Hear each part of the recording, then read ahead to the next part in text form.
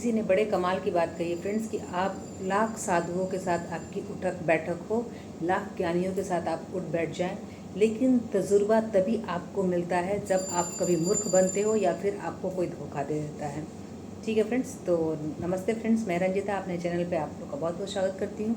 Friends, बहुत ही पुरानी story है कि एक समय की बात है कि एक महिला की मृत्यु हो जाती है और फिर यमराज अपने देवदूत को भेजते हैं कि जाओ उस महिला को लेकर धरती से आओ।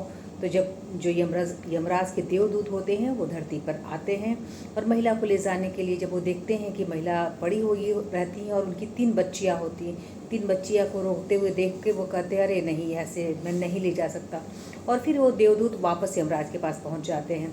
तो उन्होंने बोला अरे तुमने आत्मा लेकर तुम आए नहीं। तो देवदूत बोले कि अरे नहीं महाराज, आप उसको थोड़ा सा वक्त और दे देते, उसकी 3 बच्चियां हैं, मैं ऐसा नहीं कर सकता। उनको लग रहा था कि मैं अच्छा कर रहा हूँ।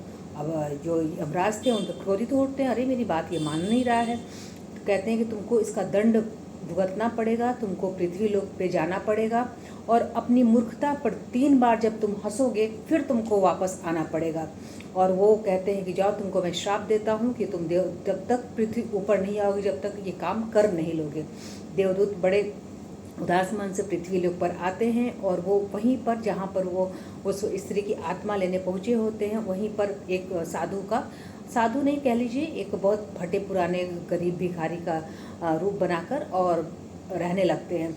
फिर बेचारे वो देखते हैं इधर उधर, अब क्या, वो तो देवदूत होते हैं, अपनी मूर्खता जो उनको दंड मिला है वो भोगने के लिए आए हैं इस धरती पर। तो एक बड़ा ही मतलब बेचारा गरीब आदमी आ रहा है और ठंड का मौसम था। वो जो देवदूत हैं वो तो आए हैं रूप बदल के, वो थोड़ा सा कांप रहे थे कि ठंड लग रही है। तो गरीब जब व्यक्ति उनको देखता है तो पूछता है भाई तुम्हारे पास कपड़े नहीं? बोले नहीं महाराज, मैं तो बहुत गरीब हूँ, कपड़े नहीं हैं। तो जो गरीब आदमी होता है उनकी पत्नी कहती है कि आज जब तुम बाज़ार जाना तो बच्चों के लिए गर्म कपड़े या लेकर आना और कुछ स्वेटर्स वगैरह लेके आना ऐसे। तो वो बोलते हैं कि ठीक है, चलो मैं तुम्हें एक स्वेटर और एक कंबल दिला देता हूँ। ठीक है, वो ले लेता है, तो चलो भाई ठीक है। लेकिन वो उनसे पूछता है कि आप रहते कहाँ पर है? तो बोले नहीं, मेरा कोई घर नहीं है। तो देवदूत जी बोलते हैं, तो वो भिखारी बोलते हैं कि अच्छा कोई नहीं, चलो तुम मेरे झोपड़ी में रह लेना, कोई नहीं, मेरी पत्नी थोड़ा सा गुस्सा करेगी, थोड़ा बोलेगी, आप सह लेना, क्योंकि अब कुछ है नहीं, आप बहुत अच्छे आदमी लग रहे हैं, इसलिए आप मेरे कुटिया पे गरीब खाना में चलिए।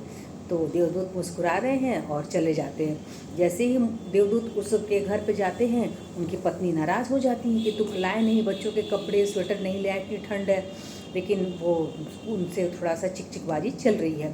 तो वो थोड़े से जो देवदूत होते हैं वो अंदर अंदर मुस्कुरा रहे हैं कि इन्हें पता ही नहीं है कि इनके घर में कौन आया है, अगर चाहे तो रातों रात करोड़पति बन, ये मतलब कितने पैसे ही पैसे कर देंगे। चलिए कोई बात नहीं है। तो बोले ये जो वो छोटे गरीब व्यक्ति थे, बोले भाई तुम हंस रहे हो? बोले नहीं, चलिए जब मैं 3 बार हंस लूँगा ना तब मैं आपको बताऊँगा कि आखिर बात क्या है। तो बोली चले अच्छी बात है। तो फिर ऐसे ही जब वो देखते हैं कि जो जिनके यहाँ गए होते हैं वो जूते का काम करते हैं, जूते बनाते हैं, बेचते हैं, अपना जितना भी घर का इसी से रोजी रोटी वो चलाते रहते हैं। तो बोले चलो तुम भी कुछ कर लो। बोले हाँ चलो, मैं भी आपके साथ हेल्प कर देता हूँ। तो वो तो देवदूत होते हैं, उनको क्या नहीं आता है, और वो जूते बनाने लगते, ऐसे ऐसे जूते बनाते हैं कि पूरे देश विदेश में विख्यात हो जाते हैं। हर एक राजाओं के जूते उन्हीं के यहाँ बनने लगते हैं। व्यक्ति बड़ा खुश हो जाते हैं कि भाई कौन है जो मतलब ऐसा जूता बना रहे हैं। वो पूछते हैं कि भाई आप कौन हैं, तुम कहाँ से सीखे हो, बता दो। लेकिन ठीक है, वक्त आने पे मैं बताऊंगा कि क्या कौन हूँ मैं, तुम अपना अभी जीवन का आनंद लो, ठीक है, क्योंकि मैं कुछ ही दिन के लिए हूँ, फिर मैं चला जाऊँगा। लेकिन उसने कुछ ज़्यादा दिमाग नहीं लगाया, उसके जूते बिक रहे, पैसे आ रहे हैं, पत्नी भी खुश होती हैं, तरह तरह के व्यंजन बना के खिलाती हैं कि भाई पैसे आ रहे हैं, इनके काम इतने अच्छे हैं। फिर उनसे माफ़ी मांगती हैं कि देखिए मैंने आपको बोल दिया, नहीं आप मेरे यहाँ से कभी मत जाइए। ठीक है, ऐसी बातें होने लगती हैं। तब इतना विख्यात हो जाते हैं कि जो राजा लोग होते हैं उनके जूते बनने आते हैं। तो एक राजा साहब के जूते आते हैं बनाने के लिए, उनका मंत्री लेके आता है, थोड़ा सा चमड़ा लेके आता है, बोलते कि देखो भाई राजा की एक जूती बना देना, उनको कहीं जाना है और तुम वक्त पे दे देना। बोले ठीक है चलो कोई बात नहीं। तो वो जो गरीब व्यक्ति अब तो गरीब नहीं रह जाते, लेकिन हाँ वो जो होते हैं उनसे, देवदूत से कहते हैं कि इनकी जूती तुम बड़ी अच्छी बना देना, एकदम राजा साहब का है, और भूल मत करना, देखो जूती बनाना, चप्पल मत बनाना, क्योंकि वो, तो बोला ठीक है मैं जूती ही बनाऊँगा। लेकिन देवदूत तो देवदूत होते हैं, वो सब चीज़ जानते हैं, लेकिन वो चप्पल बना देते हैं, चप्पल बना देते हैं। तो वो बड़ा नाराज़ होता है कि अरे मैंने तुमको बोला था कि तुम चप्पल मत बनाना, तुम जूती बनाना। तो वो बोलते हैं कि अरे नहीं, अब तो मैं बना दिया।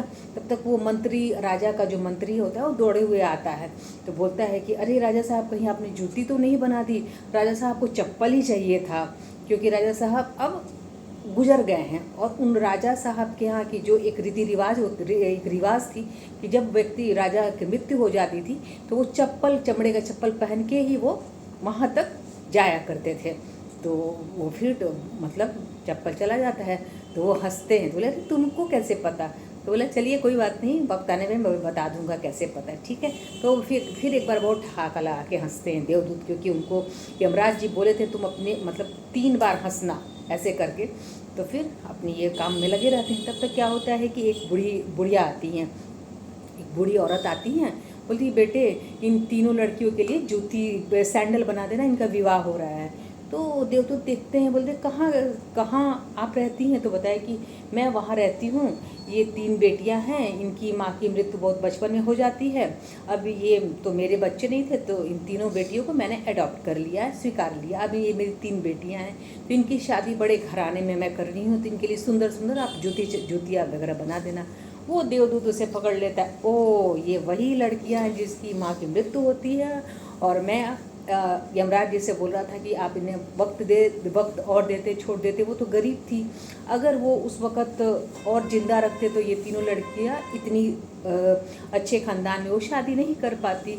तो वो फिर उनको देख के बहुत हंसते हैं, और फिर उनका काम पूरा हो जाता है, क्योंकि तो लास्ट में वो जो जिन व्यक्ति के पास आए हैं, गरीब व्यक्ति के पास, उनको सारी बातें बताते हैं। उनको भी बड़ा लगता है कि देवदूत हमारे यहाँ आए हुए हैं, उनसे माफ़ी मांगते हैं कि हमसे जो गलती है वो क्षमा कर दीजिए, ये वो इसलिए। और फिर वो अपने तीनों कार्यों को करके अपनी सज़ा भुगत के फिर स्वर्गलोक में यमराज के पास चले जाते हैं, और बोलते हैं कि आपकी लीला अपरंपार है भैया, बहुत गलती हो गई, आप जो करते हैं अच्छा करते हैं। तो इसलिए फ्रेंड्स, जो भगवान ने लिख दिया होता है, कब क्या किस वक़्त होना है वो हो के रहता है।